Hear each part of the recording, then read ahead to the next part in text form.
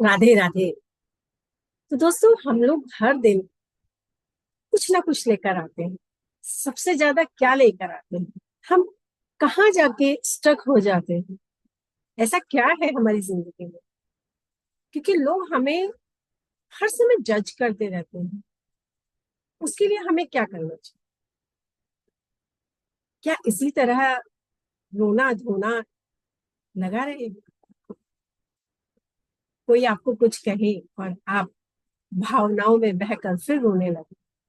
आप कोई छोटा सा भी शब्द कह दे तो भी आप बहने लगे। क्योंकि मैं तो ऐसे ही थी। जब भी कुछ कुछ कहता था, बातों ही बातों में मुझे लोग रुला देते। क्यों? क्योंकि मैं इमोशनली वीक, इतनी वीक थी कि मुझे उन रिश्तों को खो जाने का डर था। हर समय उनको बचाने का प्रयास मैं करती हूँ। तो यही सब तो आप करते हो। आपकी जिंदगी में भी वही है। ज्यादातर हर घरेलू महिला या कोई भी पुरुष हो या महिला हो, वो अपने रिश्तों को बचाने के लिए जी जान प्रयास करती है। भरसक प्रयास करता है। छोटा कहता है तो उसको छोटा है, कोई बात नहीं, छोड़ देते हैं। अगर किसी बड़े ने कह दिया तो उसका लिहाज रख लेते हैं कि कोई बात नहीं, बड़े हैं, कह दिया तो क्या हो। क्या ये सही था? हमने अपने आप को हर समय शोषित करवाया। शब्दों के बाण जो हम पर चले थे, तो क्या वो हमें घायल नहीं करके गए? मास्टर्स हर समय अपने लिए कुछ ना कुछ तो करना ही चाहिए। कितना आप गिरोगे? भाई, लोगों ने आपको गिराने की कोशिश की तो क्या आपने कौन सी कमी छोड़ दी अपने? आपने अपने लिए क्या किया? सिर्फ रोना धोना। जब भी आपने कोई बात की तो उसको दबाया गया। आपके ऊपर इतना प्रेशर डाल दिया जाता है कि आपको सिवाय रोने के कुछ नहीं है। तो दोस्तों, मैं यहीं पर आपको एक बात बताना चाहती हूँ। हम अब आज के समय में ना बहुत जरूरी हो गया है कि अपने जो भावनात्मक है, जो हमारा हिस्सा, उसको इतना कमजोर ना रखें कि आप किसी की भावनाओं में बह जाए। कोई भी आए और आपको बहा के चले जाए। कोई भी मतलब, वो दो शब्द आते हैं और आपको पूरी तरह से फॉल डाउन कर देते हैं। अपने रिश्तों को बचाने के लिए हमने कितनी कोशिशें की, क्या वो सब कारगर सिद्ध हुई? किसी ने आपको समझा तो आपने क्या करना है? अगर चेंज करना है, सोचिए, अगर मैं जिस स्टेज पर अपने आप को समझ रही हूँ, वहां पे मैं अपने गुरुजनों का बहुत बहुत धन्यवाद करती हूँ। उन सभी टीचर्स का मैं धन्यवाद करती हूँ जिन्होंने मुझे आज इस लेवल पर लेकर आने के लिए निरंतर मेरे साथ में प्रयास किया। उन्होंने मुझे हर सीढ़ी पर बताया कि आप अपने आप को देखो। क्या आप सिर्फ रोने धोने के लिए ही आई थी? आपने अपने लिए क्या किया? यहाँ तक कि आपने अपने शरीर के लिए भी कुछ नहीं देखा, ना सोचा, ना समझा। आप भी क्या वही कर रहे हो जो मैं कर चुकी थी? तो दोस्तों, आंखें खोलो। नहीं है, अब समय आ गया है आप अपने लिए कुछ करें। परिवार को बैलेंस करके लेके चलो। लेकिन आज की तारीख में हमको अपने लिए कुछ तो करना है। रिश्ते जो होते हैं सिर्फ खून या नाम से ही नहीं जुड़ते। हम लोग ज्यादातर रिश्तों को, हमारे खून है, ये भाई बहन है और इनके हम पत्नी है या इनके भाभी है, ननद है, इससे जोड़ते हैं। क्या सच में रिश्ते इसी से जुड़ते हैं? नहीं दोस्तों, रिश्ते जो होते हैं ये एक ऊर्जा से जुड़ते हैं। ये उस ऊर्जा को संवेदनशील, समर्पण और समझदारी से हमें उसको पालना पोसना होता है। आपने कई बार सोचा होगा कि मैंने उसको फोन करना है या उसको याद कर, उसकी याद आ गई, मुझे अचानक याद आ गई।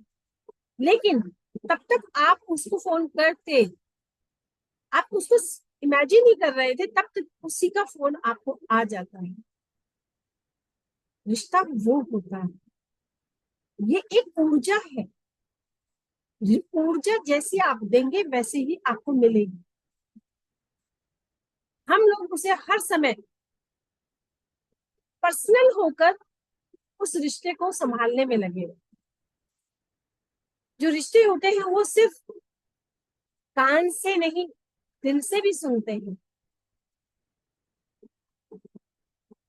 कान से ही नहीं, दिल से भी सुनते हैं। कभी कोई शिकायत नहीं चाहता। रिश्ता जो होता है कई बार उस बस अपने बारे में सुनना नहीं चाहते, बस चाहते हैं कि कोई उसको सुन ले। वो किसी की सुनना नहीं चाहेगा, लेकिन उसको सुने। और उस वो ही रिश्तों की नींव है। अब आज मुझे सुनते हैं आप लोग, इतना मेरा जो परिवार बन गया है, मुझे सुनता है, तो मैं उसी के लिए धन्यवाद हूँ, कृतज्ञ हूँ। सुनने की कला रिश्तों की नींव होती है। हर इंसान चाहता है कि उसकी भावनाएं जो है वो सम्मानित की जाए। मैं अपनी भावनाएं दे रही हूँ, और उस भावना के बदले में मुझे कैसी भावनाएं मिल रही हैं, तो उससे रिश्तों को क्या मिलेगा।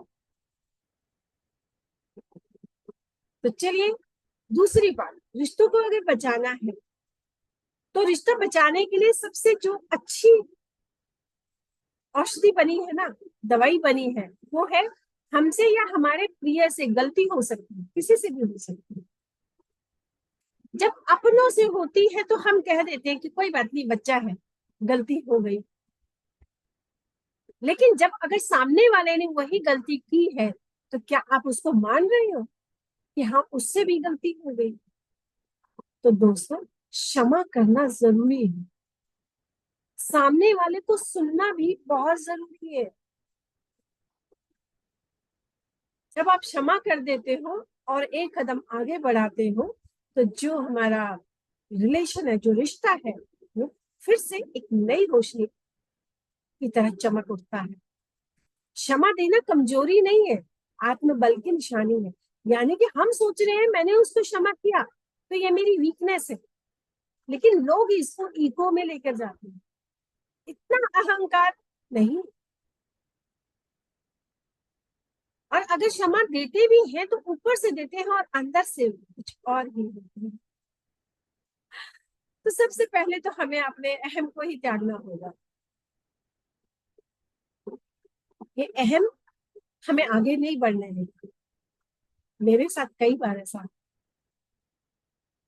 आज भी कई लोग हैं, लेकिन आज इस स्थिति पर आकर ये समझ में आ गया कि उनकी ऊर्जा का संचार जो था वो हम तक पहुंच ही नहीं रहा, क्योंकि वो हमारे लिए, हमारे साथ चलने के लिए तैयार नहीं है, हमें कमियां निकालने के लिए तैयार है। तो दोस्तों, क्यों उस बवंडर में फंसे हुए हैं?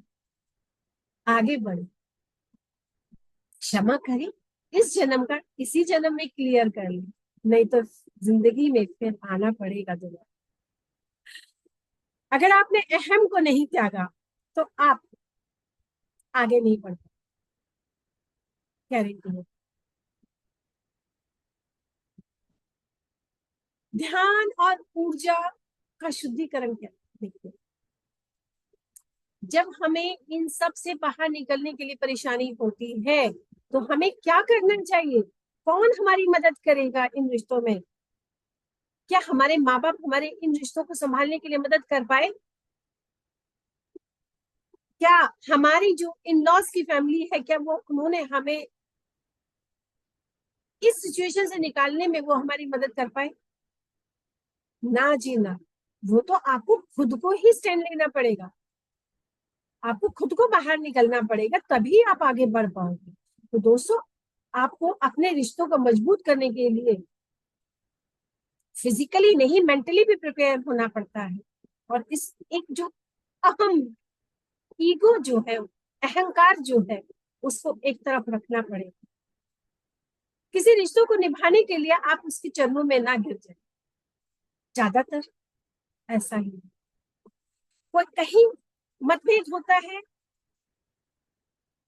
जो लड़कियां होती है हमारी, तो दूसरे परिवार से आती है, कभी कभी तो मतभेद उनके पारिवारिक, क्योंकि दो अलग अलग परिवार से आते हैं तो उसकी परवरिश अलग होती है और उसकी परवरिश अलग होती है। लड़के वाले सोचते हैं कि लड़की जो है वो एक ही दिन में पूरा बदल जाए, क्या ऐसा हो सकता है? और जो वो सास होती है वो बहू को ट्रेनिंग देते देते इतनी स्ट्रिक्ट टीचर बन जाती है कि बच्चा उससे डर कर फिर एक सहम सा जाता है, या तो वो कुछ बोलता नहीं है या फिर ऐसा बोलता है कि वो एकदम से सब तार तार हो जाता है। तो दोस्तों, रिश्तों को उस लेवल तक ना लेकर आए। बहुत मुश्किल होता है, खास तौर पे लड़का हो या लड़की। मैं ये नहीं कहती कि लड़कियां ही इस सिचुएशन को फेस कर रही, लड़के भी, उनके लिए भी मुश्किल है। लेकिन लड़के लोग अपनी भावनाओं को इतना दबा लेते हैं कि आपने देखा होगा उनके भी हेल्थ इश्यूज आजकल बहुत आते हैं।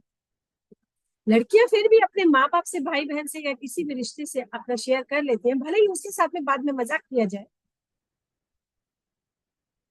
अगर वो अपने दोस्तों से कहती है तो फिर भी बात थोड़ी चल जाती है, कोई एक आध दोस्त तो ऐसा हमराज होता है जो उसे आगे नहीं फैलाता। लेकिन अगर रिश्तेदारी में अगर उसने किसी से ये कह दिया कि मैं थोड़ी सी परेशान हूँ और वो भी पारिवारिक इश्यूज है, तो वो बात पूरे परिवार में फैल जाती है, तो उसके लिए तो, और उसकी इज्जत। दोस्तों, हमें बहुत अपने आप को संतुलित करना पड़ेगा। हमें ध्यान और ऊर्जा का शुद्धिकरण करना, जो वो एनर्जी है उसको चेंज करना पड़ेगा। हर दिन 5 से 10 मिनट अपने इस रिलेशनशिप के ऊपर एक मेडिटेशन करें, यानी कि जो हमारे पार्टनर की आत्मा है, जिसके साथ हम रह रहे हैं या जिनके साथ हम रह रहे हैं, हम बॉडी के रूप में हम जो माफी मांगते हैं वो कभी माफ नहीं करेंगे। शरीर जिस भी रूप में, चाहे वो सास है, नंद है, बहन है, बेटी है या पति है, या हम उससे लाख माफी मांग ले लेकिन वो माफ नहीं करेगा। ऊपर से क्या देगा भाई, लेकिन माफ नहीं करेगा। लेकिन जब हम ध्यान में जाके मेडिटेशन करते हैं, ध्यान में जाके उस लेवल पर हम बात करते हैं, उस आत्मा से माफी मांगते हैं जो हमारे साथ रह रही है, हमारे इसी कमरे में रह रही है, उससे जब हम बात करते हैं और उससे क्षमा याचना करते हैं, और वो एक दिन में नहीं, कई साल लगते हैं, क्योंकि बहुत एक किसी जन्म का रिश्ता नहीं है हमारे इन रिश्तों का। वो रिश्ते हमारे साथ में पिछले कई जन्मों में रहे होंगे, जो हमें कुछ ना कुछ सिखाने तो आए।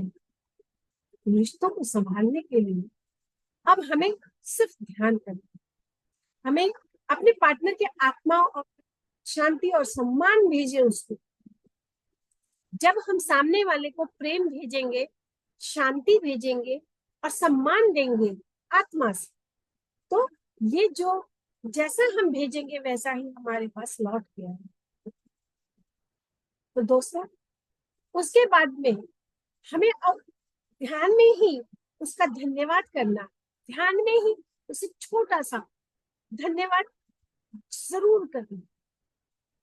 उस उस रिश्ते की जो आभास, कहते ना कि उस रिश्ते में थोड़ी सी मिठास शुरू हो जाए।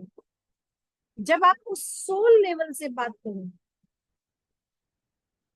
आत्मा से, आत्मा जब बात करती है और उनसे माफी मांगती है कि मेरे किसी भी पिछले जन्म में मैंने यदि आपको दुख दिया है या किसी कारणवश मेरे आपने मुझे दुख दिया या मैंने आपको दुख दिया, मैं उसके लिए क्षमा प्रार्थी हूँ और मैं आपको क्षमा करती हूँ अगर मेरा भी आपने दिल दिया, और मैं आगे बढ़ना चाहती हूँ। मुझे इसी जन्म में अपने आप को मुक्त करना।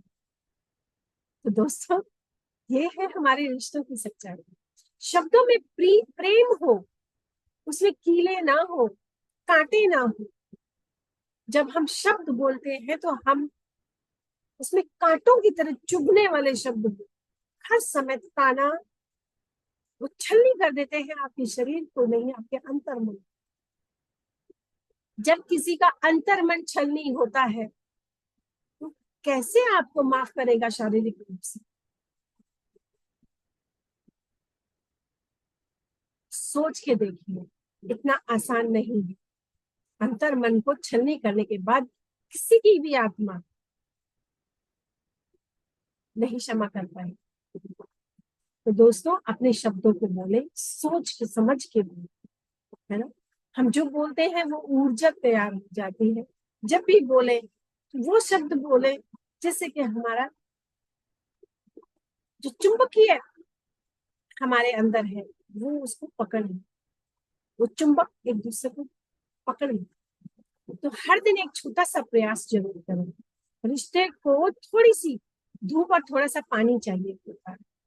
यानी कि जैसे एक पौधे को एक छोटा सा सरप्राइज, छोटा सा मीठा संदेश और एक साथ बैठ कर चाय पी लेने का, ये सब रिश्तों को मजबूत करने के लिए एक दवा। हल्का सा सरप्राइज जिसे वो बर्दाश्त कर सके, एक्सेप्ट कर सके, क्योंकि जो पहले घाव होते हैं ना, उनको निकलने में समय लगता है। आप इतने सालों से बहुत ही कट्टर और बहुत ही अलग तरीके से किसी के साथ में व्यवहार कर रहे हो, और अचानक आप कहेंगे कि लो मैं तुम्हारे लिए कुछ गिफ्ट लाया हूँ, या मैं तुम्हारे लिए कोई मैसेज है अच्छा सा, या फिर मैं चाय पीने के लिए ऑफर करूँ, वो कैसे स्वीकार करेगा? क्योंकि उसने आपके लिए नो एंट्री का बोर्ड लगा रखा है, क्योंकि आपका व्यवहार उसने टिक कर रखा है कि आपने यही बोलना है, इससे ज्यादा कुछ नहीं बोलना है। हम ज्यादातर उन लोगों को इंटरनली ब्लॉक कर देते हैं जो हमें हर समय पीड़ा देते हैं, शब्दों से दे या किसी शारीरिक या भावनात्मक रूप से पीड़ा दे। जब भी हम किसी को दुख देते हैं तो अंदर सामने वाले को भी दुख ही मिलता है, उसको सुख नहीं मिलता। रिटर्न गिफ्ट आपको वही मिलेगा जो आप दे रहे हो। इसीलिए इसी जन्म में रहते रहते अपनी आंखें खोल लीजिए और अपने आप को शुद्ध कर लीजिए। इतना शुद्ध कर लीजिए कि आपको अगले जन्म के लिए फिर ऐसे रिश्तों की गठरी लेकर ढोने की जरूरत नहीं।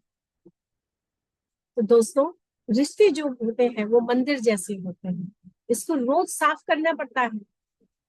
मंदिर में जैसे हम डेली अपना पूरा कार्य करते हैं, भगवान जी के सामने नतमस्तक होना है, उनको जगाना है, उनको भोग लगाना है, दीप जलाना है, उनके पास पानी रखना है, उनसे बातें करते हैं मीठी मीठी।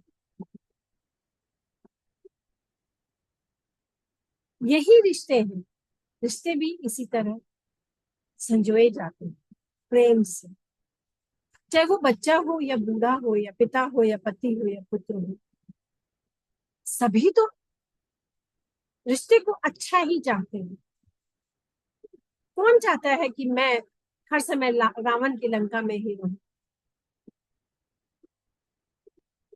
कि सिर्फ हमारा काम है लड़ना मरना झगड़ना और हमारा कुछ नहीं चाहिए। सबको पीस चाहिए, शांति चाहिए। तो दोस्तों, मैं आप सबके सामने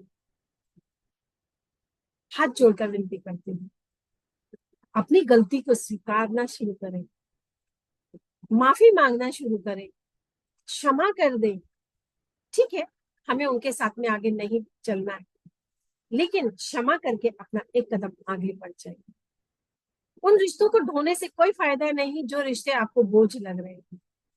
एक कदम बढ़े, क्षमा करें और आगे चलें अपनी मुक्ति की ओर, मोक्ष की ओर। नहीं तो इसी शरीर को लेकर फिर से आना पड़ेगा, मनुष्य योनि में ही आना पड़ेगा। और वो लोग फिर आपको कुछ ट्रेनिंग देंगे, शिक्षा देंगे, और आप फिर इसी तरह जलते रहो। अपने आप को शांत चित्त रखें, अपने कार्य को करें, अपनी मर्जी भी करें, जो आपको चाहिए, आपके लिए जो अच्छा है यूनिवर्स से वही मांगे, क्योंकि यूनिवर्स ने हर समय आपको तथास्तु ही करना है। वो कभी मना नहीं करते। आप कुछ भी मांगिए उनसे, उन्होंने एक ही बात कहनी है, तथास्तु तथास्तु तथास्तु। तो मैं अपनी वाणी को यहीं विराम देती हूँ। बहुत बहुत आभार आप सबका मुझे सुनने के लिए। संजू सिंह के चैनल को, soulful healing with Sanju Singh, कुछ लाइक करें, शेयर करें, सब्सक्राइब करें। धन्यवाद।